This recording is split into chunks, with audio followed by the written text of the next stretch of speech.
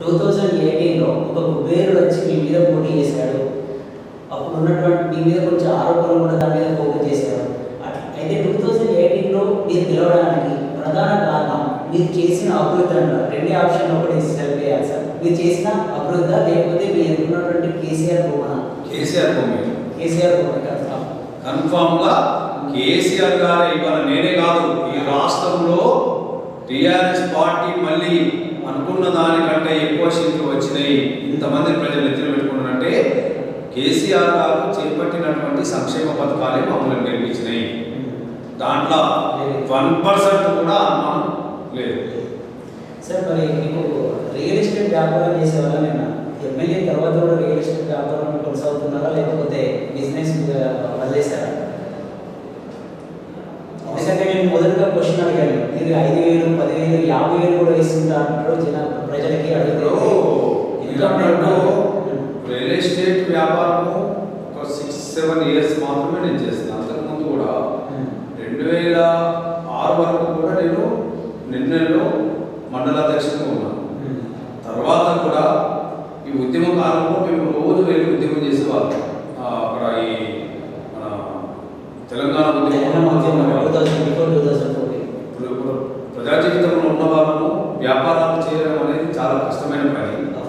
ఏదో కొంత బతకడం కోసం బతకాలి కాబట్టి కొంత మనం చేసిన మాట వాస్తవమే. అయితే ఎప్పుడైతే 2014లో మేము ఎమ్మెల్యేగా వచ్చినామో అప్పటి నుంచి మొత్తం వ్యాపారాలు మొత్తం బంద్ చేసుకుని పూర్తిగా నా జీవితం మొత్తం ప్రజలకు అంకితం చేసినాము.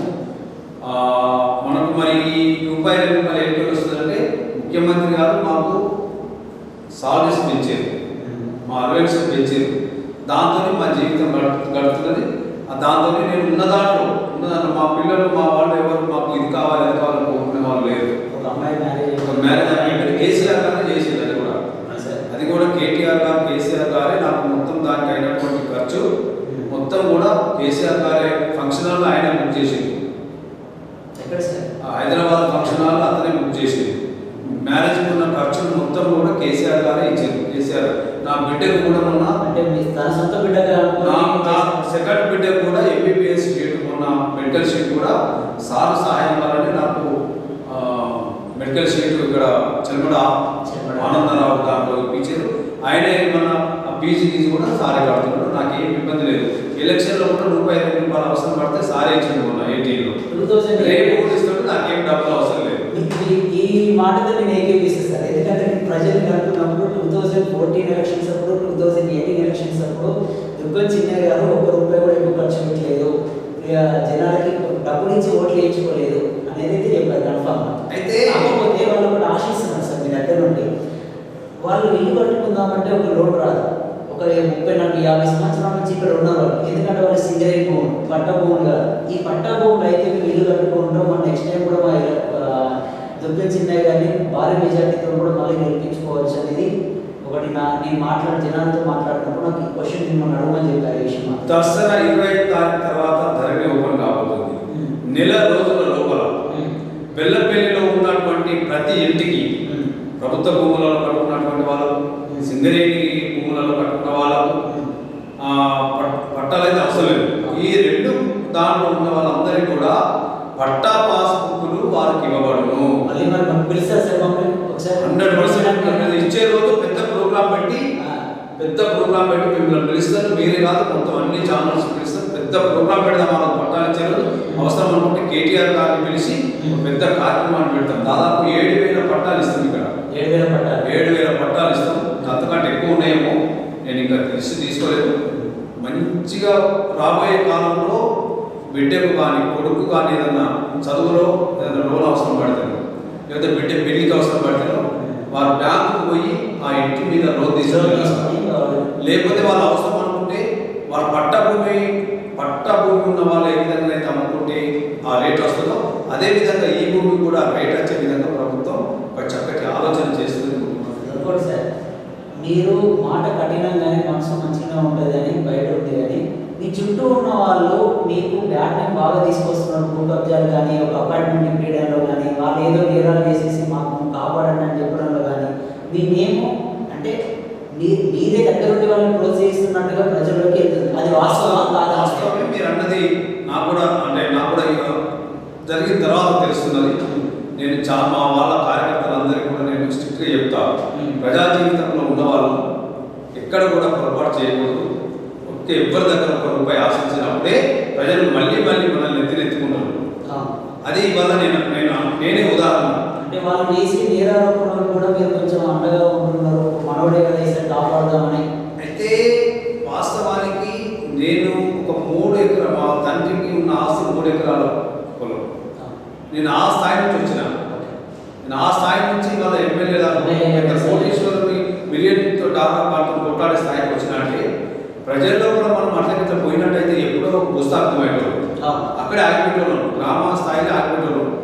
మనం ఇక్కడ దాకా వచ్చినామంటే దాని అర్థమైంది మనం ప్రజలకు అందుబాటులో ఉండి ప్రజలకు ఎక్కడ కూడా నొప్పించకుండా ప్రజా జీవితంలో బతుకుతున్నాం కాబట్టి ఇవాళ మనం ఈ స్థాయికి వచ్చాము. నేను చెప్తా అందరికీ, మా కింద వాళ్ళందరికీ చెప్తా, నాతో 2-3 కౌన్సిలర్స్ వాళ్ళు వీళ్ళు 5-4 సార్లు గెలిచి ఉన్నారు.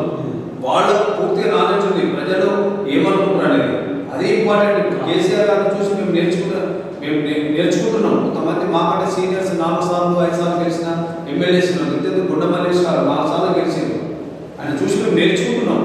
అలాంటి నాయకులను చూసి మేము నేర్చుకుంటాం. ఎందుకంటే వాళ్ళు ప్రజా జీవితంలో వాళ్ళు ఎట్లా గెలిచారు. నేను అనేది ఏంటంటే మీ అనుచర వర్గాలకి మీరు ఇలాంటి సీరియస్ వార్నింగ్ ఇస్తాను.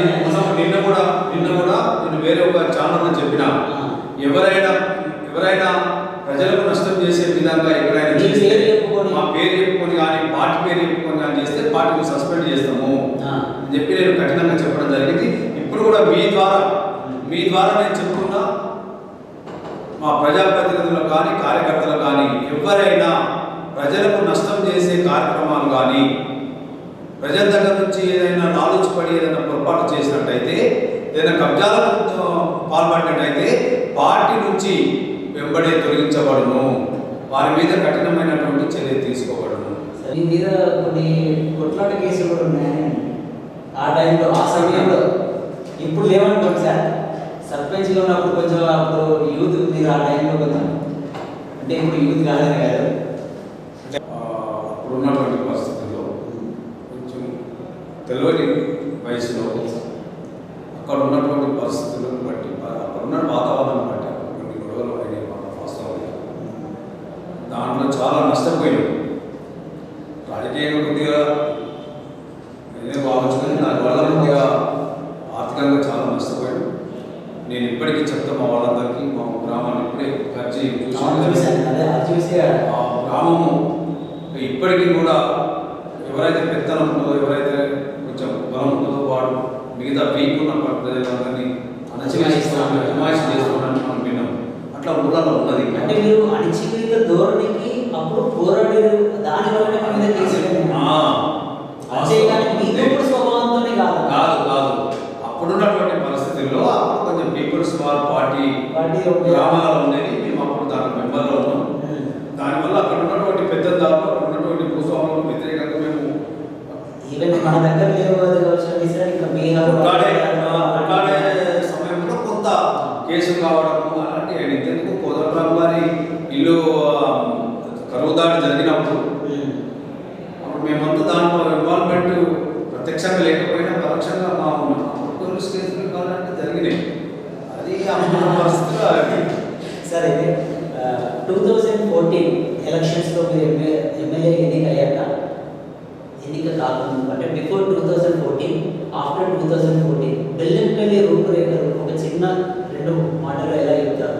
అంటే మీ హయాంలో ఎలా చెందింది? చేసింది కొంతే, ఇంకా చేయాల్సింది బాగుంది. బెల్లంపల్లి అంటే ఒక అనుకుంటున్నా చేసింది చాలా తక్కువ, చేయాల్సింది ఇంకా చాలా ఉంది. భగవంతుని దయ వల్ల, కేసీఆర్ గారి దయ వల్ల తప్పకుండా ఇక్కడ ఉన్నటువంటి ప్రజాప్రతినిధుల ఆశీస్సుల వల్ల ఇంకా దీన్ని అభివృద్ధి చేయాలి, బాగా చేయాలి. నాకు ఆ డ్రీమ్ ఉంది. తప్పకుండా నేను చేస్తానని నమ్మకం ఉంది. కానీ మీరు ప్రజలకి కొంచెం దూరంగా అవుట్ ఆఫ్ స్టేషన్లో ఎక్కువ గడుపుతారని, అది ఈ మధ్య కరోనా సమయంలో ఎందుకంటే మాకు చిన్న పాప ఉంది ఇంట్లో, మనవరాలు పాప ఉంది కాబట్టి మరి ఆ పాప ఆరోగ్యం ఉండాలని చెప్పేసి నేను ఈ 6 months నుంచి ప్రజల దగ్గరికి అందుబాటులో లేకుండా నేను చాలా జాగ్రత్తగా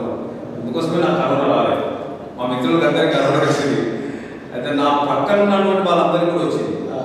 ఇప్పుడు పాపం కన్నెపల్లి ఎంఆర్ఓ గారు నా దగ్గర మాట్లాడి నాకు మీది లేకుండా కూర్చొని మాట్లాడిపోయి 4 days చనిపోయాడు. తర్వాత ఏడి సురేఖ మేడం అని చెప్పేసి ఆమె ఇద్దరం కలిసి కొబ్బరికాయ కొట్టిన ప్రోగ్రాంలో, తర్వాత కౌన్సిలర్స్కి ఇట్లా చాలా మంది నా చుట్టూ ఉన్న వాళ్ళకి వచ్చింది. కానీ నేను మాత్రం కొంచెం జాగ్రత్తగా, ఎందుకంటే కొంచెం ఇంట్లో పాప ఉంది కాబట్టి నేను చాలా జాగ్రత్తగా ఉన్నాను. చాలా మంది, ఎందుకంటే ఇక్కడ ఉంటే ప్రజలందరూ వస్తున్నారు, ఎవరికి కాదను.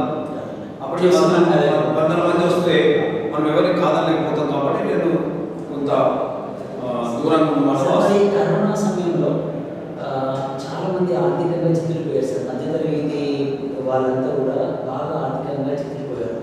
మేజర్గా టీచర్స్, ప్రైవేట్ టీచర్స్, వాళ్ళని మీరు ఏదైనా ఆదుకోవడానికి ముందుకు వెళ్తున్నారా? ఎందుకంటే స్కూల్స్ మాత్రం ఓపెన్ కాదు, అన్ని నవంబర్ 2 ఓపెన్ అయితే అండి, తప్పకుండా నవంబర్ 2 వరకు ఓపెన్ అవుతుంది. తప్పకుండా ఓపెన్ అయితే అందరూ కూడా చాలా మంది అందరూ కూడా ఏ స్థాయిలో ఆ స్థాయిలో వాళ్ళు చాలా ఇబ్బంది పడుతున్నారు. టీచర్స్ అన్నట్టు వాళ్ళు ప్రైవేట్ చిన్న ఉద్యోగస్తులు కాబట్టి ఎక్కువ ఇబ్బంది పడుతున్నారు. వ్యాపారవేత్తలు కూడా చాలా ఫైనాన్షియల్ గవర్నమెంట్ చాలా ప్రాబ్లం అవుతున్నాయి. సార్ చివరిగా మీరు ఏం చెప్పగలుగుతారు మా వ్యూవర్స్కి? లాస్ట్ మా వ్యూవర్స్కి ఒక మాట అంటే మీ బెల్లపల్లి ప్రజలందరికీ చివరికి ఏం చెప్పేది శుభాకాంక్షలు. దసరా ఎల్లుండి దసరా ఉంది, దసరా పండుగ చక్కగా జరుపుకోవాలి. వాళ్ళందరికీ శుభాకాంక్షలు.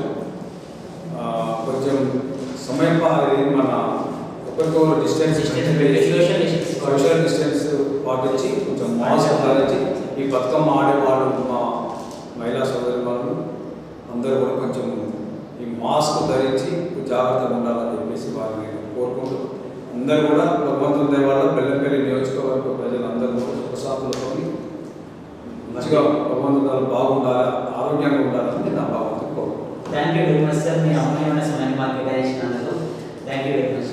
ఇది వ్యూవర్స్, ఈరోజు మనం దుర్గా చిన్నయ్య గారితో మనం మాట్లాడుతున్నాం.